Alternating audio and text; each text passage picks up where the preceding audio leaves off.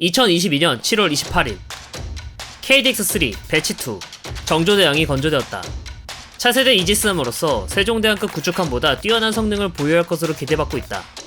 그러나 현재까지로서는 정조대왕함은 세종대왕급 구축함보다 뛰어나기는커녕 이지스함으로써 전투 지속 능력이 떨어질 것이라는 게 중론이다. 그 이유는 마크 41 VLS의 양 때문이다. 세종대왕급 구축함은 80셀, 정조대왕함은 48셀로 SM2 미사일을 반 정도밖에 장전하지 못하기 때문이다.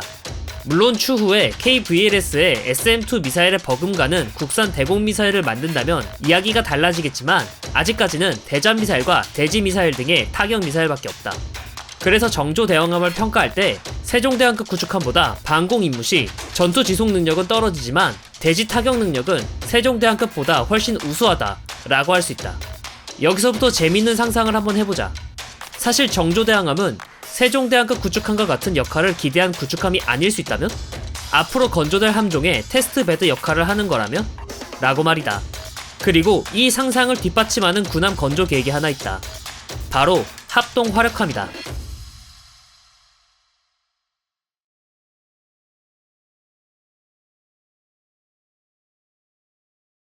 킬체인이라고 아는가?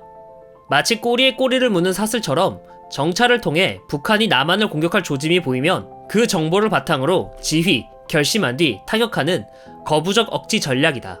현재 한국군은 이 전략에 맞춰 변화해 나가고 있는 중이다. 우주발사체 개발을 통해 독자적인 정찰 위성 및 군단급, 사단급 정찰 자산을 확보하기 위해 노력 중이며 K9 자주포와 공군 화력, 이동형 미사일 발사대와 거기에 장전할 미사일들을 대량으로 보유해 유사시 확실하게 보복할 생각을 가지고 있다.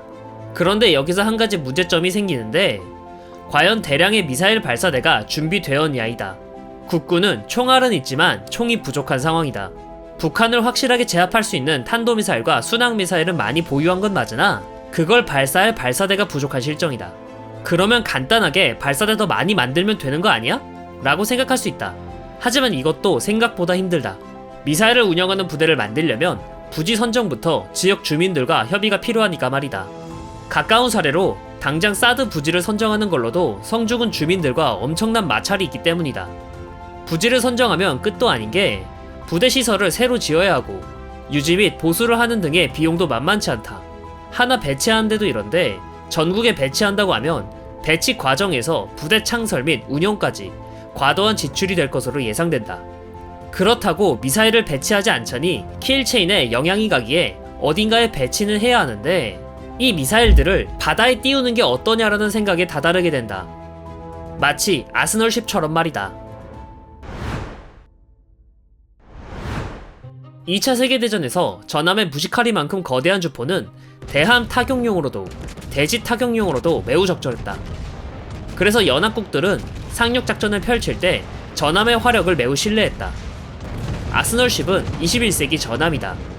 전함이 한 포를 가졌다면 아스널십은 대지미사일과 대함미사일을 무장해 필요할 때마다 화력을 지원한다.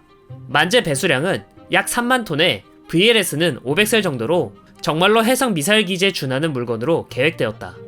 이 아이디어가 나온 게 1990년인데 국방부는 30년이 더 지난 이 시점에서 아스널십을 계획하는 게 어떠냐라고 이야기하는 거다. 그리고 이것이 오늘의 주인공 합동 화력함이다. 다만 아스널십처럼 3만 톤의 배수량을 가진 어마무시한 군함으로 계획된 것은 아니고 5에서 8천 톤가량 되며 VLS는 총 90셀로 모두 KVLS와 KVLS2 그리고 현무 4 VLS를 장비해 국산 함대지, 함대함 미사일을 장비할 계획이라고 한다. 자체 무장은 CIW에서 2문 정도라고 하는데 사실상 바다에 떠다니는 미사일 캐리어로서 운영할 생각을 가지고 있는 걸로 추측된다. 합동 화력함은 미사일 캐리어라고 생각하면 국군 입장에서 나쁘지 않은 옵션이기는 하다. 이론적으로 합동 화력함에 대지 타격 미사일만 꽉꽉 채운다고 가정하면 일시에 98의 탄도미사일을 발사가 가능하다. 이 정도 화력을 지상 플랫폼에서 한 번에 투사한다면 일개 군단급 화력이 돼야 가능한 화력이기 때문이다. 게다가 합동 화력함은 군함이기에 바다에 떠있다. 가뜩이나 해군이 아니라 해적에 가까운 북한군이 바다에 떠있는 합동 화력함을 격침시키기에는 불가능에 가깝고 바다에 떠있다 보니 위치를 특정하기도 쉽지가 않다. 총 3척을 건조할 계획으로 모두 건조가 완료되면 항시 한 척은 전투 배치가 되어 있다. 그래서 설사 북한이 대량의 탄도미사일과 장사정포를 발사하더라도 국군은 합동 화력함으로 원점 타격 및 보복이 가능하다. 이렇듯 국방부는 합동 화력함에 대해 기대를 품고 있다. 항공모함과 비교하면 항공모함에 비해 배수량이 적어 건조비도 아낄 수 있으며 항공기가 아니라 미사일을 탑재하고 있으니 당연히 운용 인원도 훨씬 적다. 거기에 화력면에서 항공모함과 비교해 비교할 수 없을 정도로 단시간에 많은 화력을 쏟아붓는 게 가능하다. 그래서 잘 운영만 한다면 한반도와 주변 해역에서 억지력을 발휘하는 결전병기로서 역할을 수행할 수 있을 거다. 문제는 이게 잘 운영된다면이라는 전제가 필요하다. 자칫 잘못하면 아느님만 못한 그런 컨셉의 군함으로 전락해버릴 수도 있다. 가장 먼저 걱정되는 것이 과연 합동 화력함을 호위할 군함이 충분하냐이다. 합동 화력함은 말 그대로 미사일 캐리어고 대잠 임무나 대공 임무를 포기한 대신 VLS를 꽉꽉 채워 넣었기 때문에 호위함을 대동하지 않고는 작전을 펼칠 수 없다. 제7기동전단에서 세종대왕급 구축함 한 척, 이순신급 구축함 2척 정도가 호위를 해준다면 대잠, 대공 호위는 가능하겠지만 세종대왕급은 심심하면 동해나 서해에 레이더 초계를 나가고 이순신급도 마찬가지라 미 해군이나 해성 자위대 수준의 본격적인 호위를 하기는 힘들 것이다. 아무리 북한 해군이 해적 수준이라곤 하지만 90셀 정도 되는 어마어마한 화력을 가진 녀석인데 본격적인 호위를 붙여주지 않는다면 바다 위의 폭죽함이 될 가능성이 높다. 특히 북한군과 비교도 안 될 정도로 첨단화되어 있고 강력한 중국 해군이 문제인데 유사시 합동 화력함은 중국 해군의 제1타격 목표이기에 항시 제대로 된 호위함을 붙여주지 않는다면 그 효과는 떨어진다고 볼 수 있다. 그렇다고 합동 화력함에 방공 시스템과 대잠 장비를 집어넣으면 본말 전도로 차라리 이지스함을 더 건조하는 게 나을 거다. 결국 합동 화력함을 제대로 사용하기 위해서는 합동 화력함을 호위할 정도의 충분한 호위 세력이 필요하다는 의미이다. 앞서 설명했듯 합동 화력함은 대북 억제력을 갖추기 위한 방법으로서 충분히 고려해 볼 만한 옵션 중 하나인 건 맞으나 억제력을 제대로 갖추기 위해서는 충분한 양의 호위 세력도 함께 건조해야 할 필요가 있다. 당장 KDDX 건조가 6척인데 기존 6척 건조 계획에서 12척 건조 계획으로 확장해야 합동 화력함 호위를 무리 없이 하지 않을까 싶다. 합동 화력함이 건조된다면 국군은 세계 최초로 아스널십을 취역시킨 나라가 될 것이다. 하지만 이 최초라는 건 우리 군 사정에서는 전혀 좋은 타이틀이 아니다. 합동 화력함을 전력화하는 과정에서 예상치 못한 문제점들은 물론 이게 실전에서 과연 효과가 있는가, 어떻게 사용해야 효율적인가 등등의 문제점이 발생했을 때 오로지 우리 혼자의 힘으로만 해결해야 한다. 미 해군이나 해자대, 로열 네이비에게 물어봐봤자 우리는 그런 함정 건조 안 해봐서 모른다 라는 말밖에 할 수 있는 말이 없을 것이다. 첫 차를 살 때 웬만해서는 아반떼를 사는 이유는 합리적인 가격인 것도 있지만 너도 나도 아반떼를 샀기 때문에 문제가 발생했을 때 도움이나 조언을 받기 쉽다라는 장점이 있기 때문이다.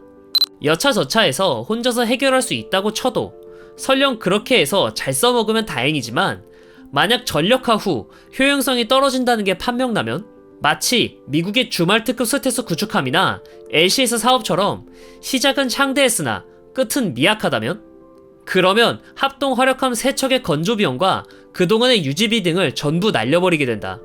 돈 많은 미 해군의 경우 돈 날렸네 라고 말하며 넘어갈 수 있을 정도로 여유가 있지만 우리 군 사정에서 미 해군 마냥 군사적 도전을 하는 게 재정적으로 과연 용납이 가능한 것일까?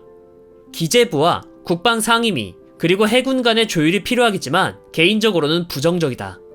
여담으로 정조대항함의 경우 KVLS-2도 사용할 수 있어서 세종대왕급 구축함보다 많은 대지미사일을 장비할 수 있다.